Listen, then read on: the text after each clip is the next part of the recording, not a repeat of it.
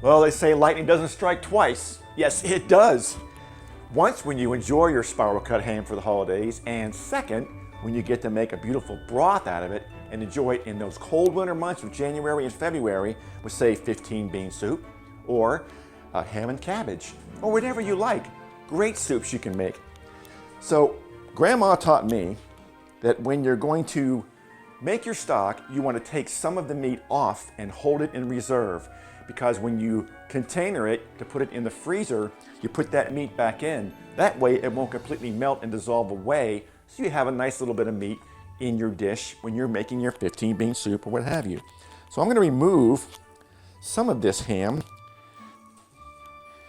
and we're going to set it aside and reserve it for our stock, because we got plenty left on this bone to make a great stock. I'm making a double batch today because I like to make 2 or 3 things out of it during the January and February when it's freezing outside. This will set aside for our finished dishes. Now let's get these vegetables prepped. I like to either roast them off in the oven first, or you can just saute them for a little bit in the pot you're going to be making the stock in. We'll add a little bit of oil here, maybe 2 tablespoons, and we'll start with our onion.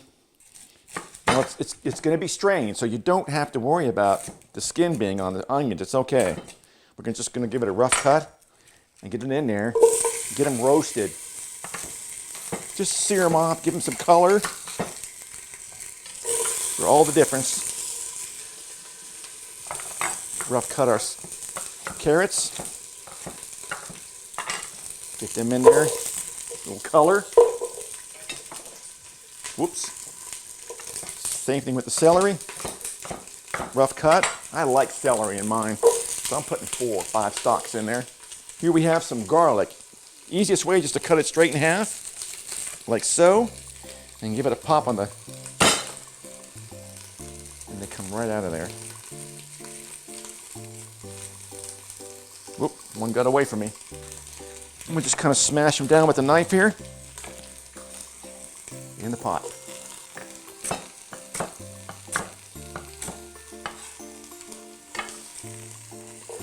I'm using a lot of garlic, the whole head, because like I said, I'm making a double batch.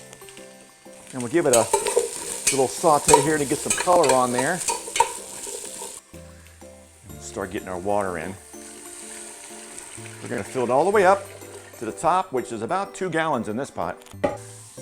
We'll add our ham bone and continue to fill it up.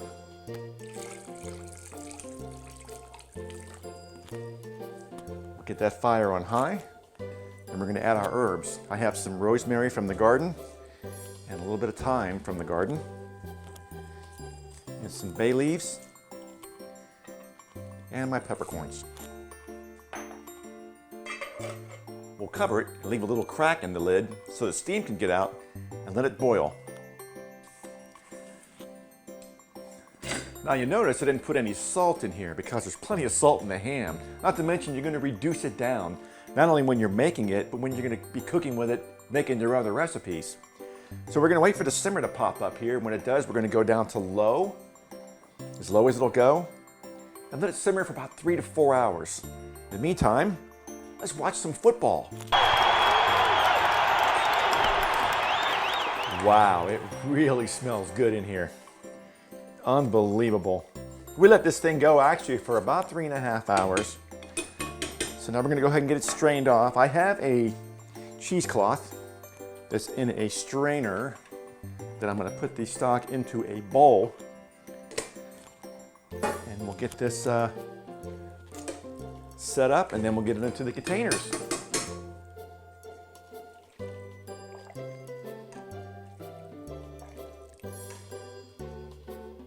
Boy, we're going to end up with about 1 gallon of stock.